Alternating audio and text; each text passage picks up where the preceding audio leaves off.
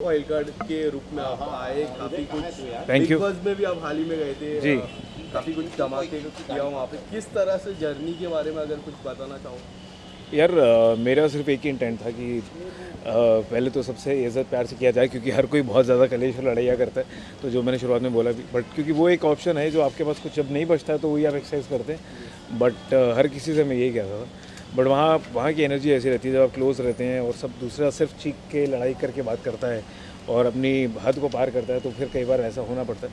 But उन सब चीज़ों में, चाहे वो गुस्सा हो, प्यार हो, इज़्ज़त हो, परेशानी हो, किसी से मनमुटाव है, वो सब सच्चाई से करने की कोशिश की है मैंने, और वही किया। और अपना सीना ठोक कर छाती चौड़ी करके स्माइल करते हुए गया था, और वैसे ही बाहर आया हूँ। यही एक नियत में था, और इसीलिए बाहर आया हूँ। तो आप सबका प्यार इतना मिल रहा है, आप सब इतने ऐसे हाथ खोल के मुझे गले लगा रहे हैं और खुशियाँ दे रहे हैं, उन सबको मैं हाथ जोड़ के एम्ब्रेस करता हूँ, और ऐसे हाथ खोल के एम्ब्रेस करता हूँ और हाथ जोड़ के आप सबका धन्यवाद करता हूँ।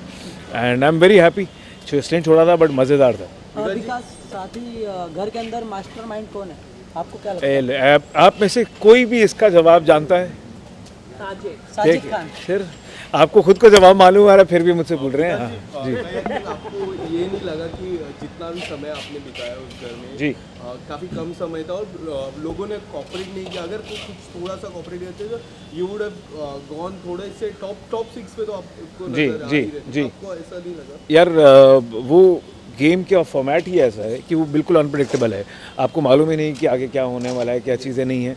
और अब उस सिनेरियो में क्या है कि आपके दिमाग, जहन में और हाथ में जो है वो ये है, जो मुझे लगा कि सच्चाई से समझ से खेलना, और कॉल जो सही लगे उसको सही कहो, जो गलत लगे उसको गलत कहो, और ठोक कर इज़्ज़त से प्यार से कहो, और वही मैंने किया। बिग बॉस में आपने शिव ठाकरे को कोई एक नाम दिया है? क्या दिया है? नाम हमने प्रोमो में देखा, एक नाम बताइए दिया क्या नाम दिया, बताइए तो। आपने ही दिया है सर। अरे पर बताइए तो क्या नाम दिया है कुछ मैंने। तो दिया था। अगर आप शिव ठाकरे की गेम के बारे में अगर कुछ बताना चाहें। देखिए बहुत ही एक ये ना गेम है, टू बी ऑनेस्ट।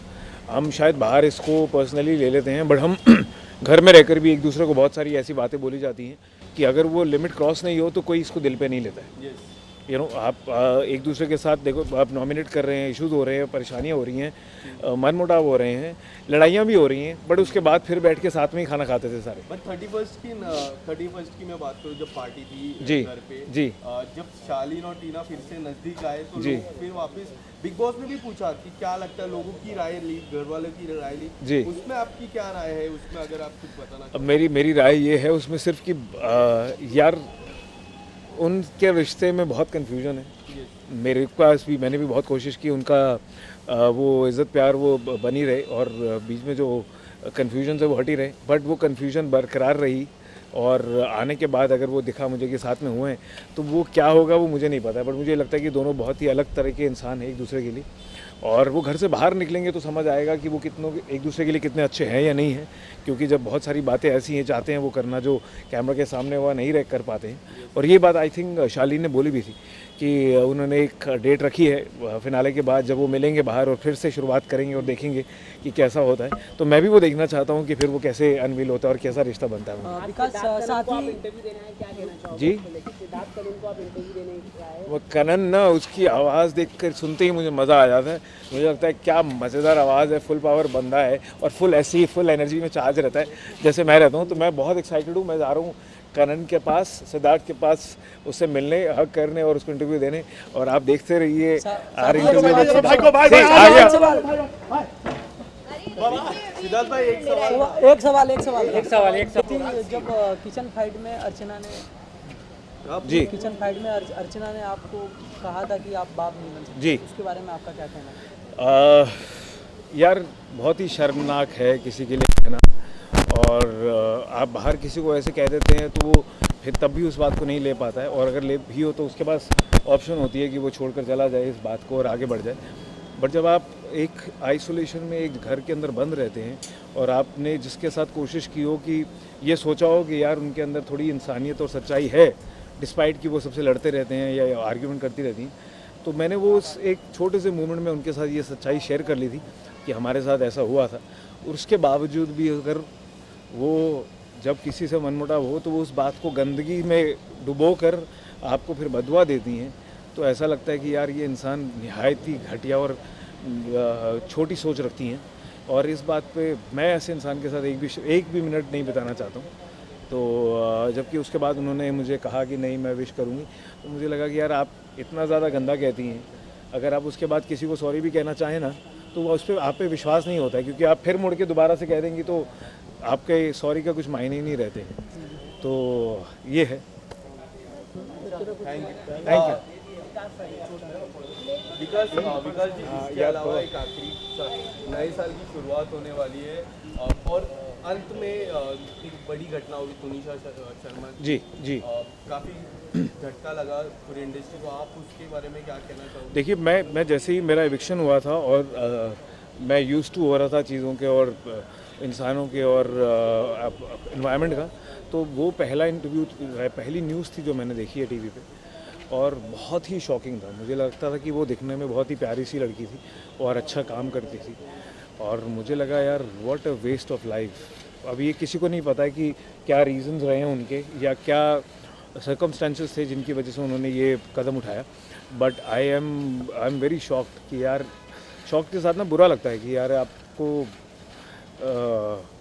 क्या कहें, मतलब आप समझ ही नहीं आता कि यार आप क्या कह सकते हैं किसी के लिए ऐसे।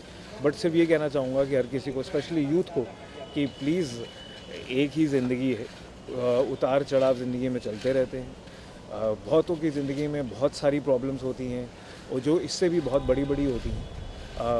थोड़ा नज़रिया बड़ा रखिए और हिम्मत रखिए अपनी प्रॉब्लम से डील करने की, और अपने माँ बाप और अपनी फैमिली के साथ एकजुट होकर रहिए, क्योंकि जब आप वो रहेंगे, जो पेड़ अपनी नींव के साथ हमेशा स्ट्रॉन्ग रहता है वो नहीं गिरता है। तो प्लीज़ भरोसा कीजिए, अगर आपको लगता है कि आपके माँ बाप नहीं समझ रहे हैं आपको, या उनको आप नहीं समझाना चाह रहे हैं, या किसी भी रीज़न से उनको दुख होगा, या वो भी at the end of it वो माँ बाप हैं। और अपने दोस्तों को पकड़िए जिनके ऊपर आपको विश्वास है, बट वो पकड़ के रखिए रिश्तों को, और आप कोई भी परेशानी हो उससे बाहर निकल सकते हैं। और प्लीज़ हाथ जोड़ के आप सबसे रिक्वेस्ट है, एक लाइफ है, साथ में रहिए, इज़्ज़त प्यार बना के रखिए। ये मैं आप सबसे भी चाहता हूँ, क्योंकि इतनी नेगेटिविटी है अराउंड कि लोगों को लगता है कि वो अकेले हो गए हैं और क्या मायने हैं, और ऐसे लोगों के साथ नहीं रहना चाहिए। बट फिर भी ज़िंदगी खूबसूरत है, हम ढूंढते हैं तरीके और रीजंस कि उनको वो आउटलुक दे पाएँ ज़िंदगी की तरफ, और आप भी दीजिए, और हिम्मत मत हारिए please. Take care, god bless all of you. Thank you Vikas.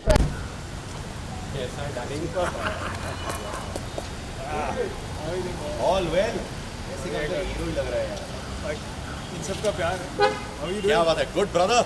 Are you ready? हो सवाल जवाब। I am radiant ready. कैसा है सब? ये फुल पावर ठीक है ना? कैसे ये बटन पहनना चाहिए कि नहीं भाई? अपने ऐसे ही छोड़ देते हैं, क्या टेंशन है। तू देख, कभी बिग बॉस में तो उतारने वाले हाल तो थोड़ा छोड़ देते हैं, बाकी पहन नहीं। भाई अच्छा था क्या स्टिंट? Sting was fabulous. खुश है? मैं फुल पावर खुश हूँ। हाँ। आई थिंक छोटा था बट आगे अच्छा था, मज़ा था। जिसने भी सुना है उसे भी एक आइडिया बहुत ही मज़ा आया। It was a very strong one, nobody was expecting. भाइयों से पूछना, भाइयों कैसा लगा इनका परफॉर्मेंस बिग बॉस में? सच्चे दिल से बोलना। बहुत अच्छा था, लेकिन अभी ऊपर जाना है, इंटरव्यू करना है। बहुत time. But thanks so much यार विकास। अब सवाल जवाब करेंगे, बट वेल डन। लोग कहते हैं कि one of the best wild card entrance बोला जाता है ये आपने सुना है कि नहीं? किसको मिस कर रहे हो घर से भाई?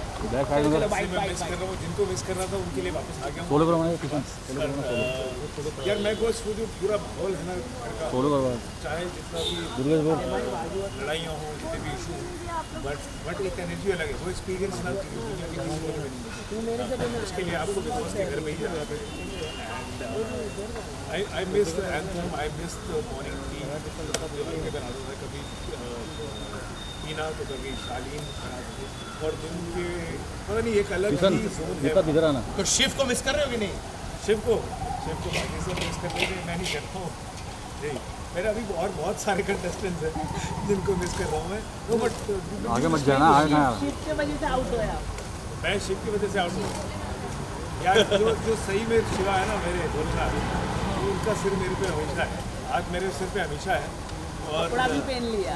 हाँ? कपड़ा कपड़ा पहन लिया शिफ्ट में थे।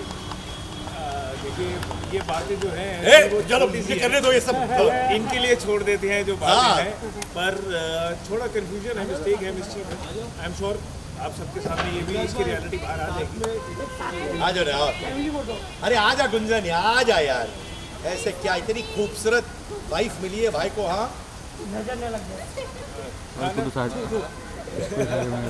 ये मोहब्बत के लिए घर से बाहर आए हैं भाई, ये मोहब्बत के लिए।